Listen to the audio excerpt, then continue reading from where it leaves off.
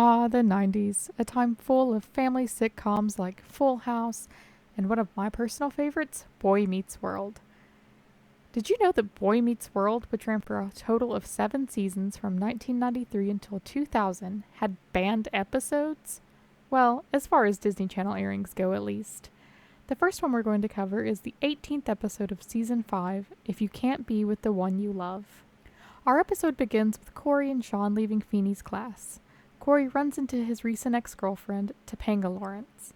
He tells her to have a good weekend, and she tells him, "You too." Corey tells his best friend Sean after she walks away that she had a coldness in her voice, but Sean's like, dude, she literally didn't.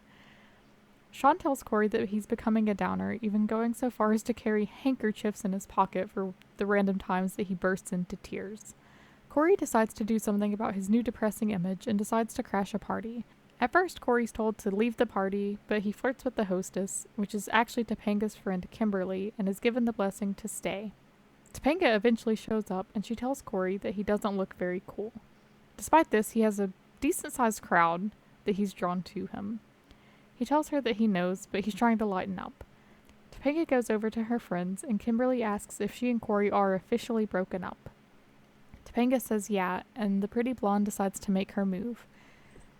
Angela threatens her, but she wants to try anyway.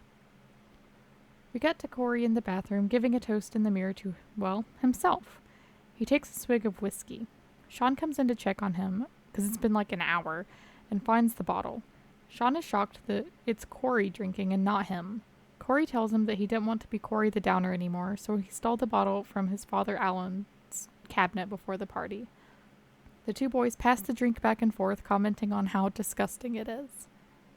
The next scene shows them walking down the street, still taking swigs from the bottle. They toast a police car number 72, which they had previously urinated on. Then Sean tosses the bottle into the street. They end up stopped outside of a liquor store and offer a man who comes out to buy him lottery tickets if he goes in and uses the rest to get them more alcohol. The guy resists at first, asking if they're cops and if they think that he's a cop, but eventually gives in and agrees. Corey admits that he began to drink before even leaving the house, but his dad didn't even notice. They open up their new drinks and toast and take a swig, and then a police officer, which just so happens to be number 72, pulls up. We cut to the Matthews residence with Alan bringing the boys home, giving them a lecture as they walk through the door. Amy asks if they're going to be charged, but Corey's dad tells her that since they've never done anything wrong before, which I kind of have a problem with, because if you'll remember in a previous season, Sean was actually in pretty big trouble because he committed a felony when he put cherry bombs into a mailbox and blew it up. So he's technically been in trouble before, but I guess they're just ignoring that. Just knew I had to get it far, far away, so I mailed it. You blew up a United States mailbox? I think I shook the cops. What do I do now, though? I can't go home. And therefore, all charges were dropped. Alan begins to blame Sean, but Corey comes to his defense and tells him that it was all his idea. Alan believes that Corey is just lying to cover up for his friend, and Sean tells him that it was his idea because he wanted to teach him to loosen up.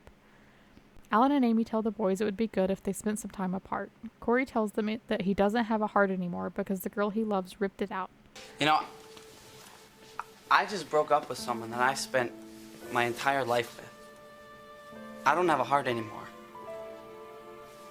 I've lost my life. So I went up to your liquor cabinet and I took a bottle of whiskey and I made Sean drink because I didn't want to be alone. After Corey's speech, Alan apologizes to Sean. You can genuinely tell that he feels horrible about blaming his son's best friend and some of the things that he had said to the boy. Sean affirms that it's okay. The boys both agree to stop drinking. We go to Mr. Feeney's class, and while we're there, Sean raises his hand and begins to yell at Feeney, causing a huge disruption. He tells him that he wants to learn something that's actually useful. Angela tells him to be quiet. Well, actually she says, "Shut up," and I mean that with love. But be quiet sounds nicer. And Topanga asks if her friend is okay. Sean tells her, yeah, but to stop being so stubborn and to sit on Corey's lap? Okay, I guess.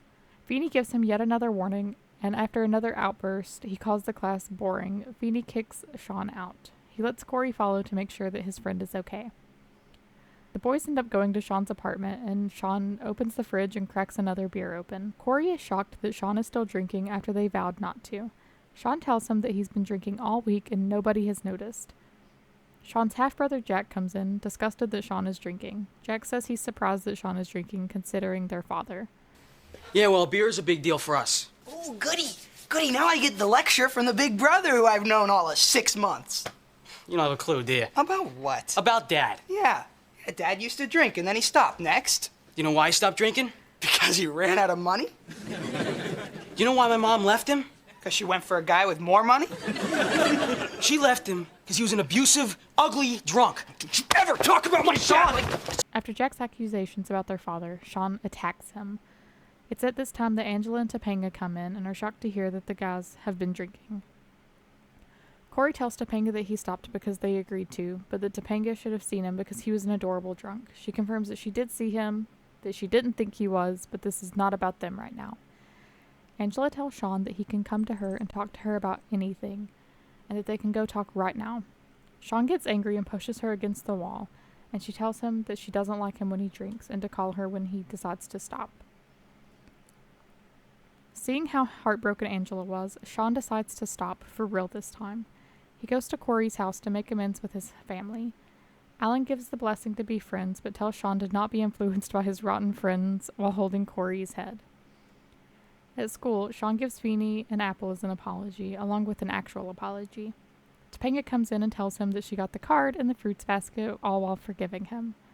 Corey asks if he wants to hang out in 2 weeks, which Sean happily agrees to.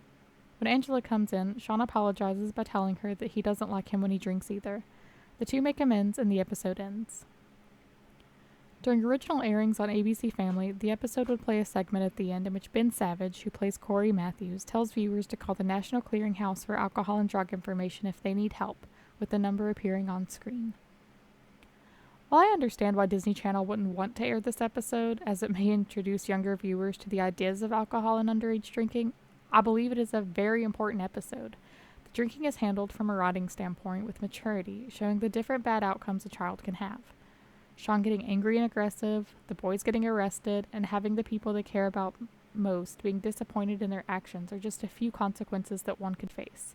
There are obviously many others, but since this was a family sitcom and on Disney Channel, it's understandable why the writers didn't want to take it much further. Do you remember this very special episode of Boy Meets World?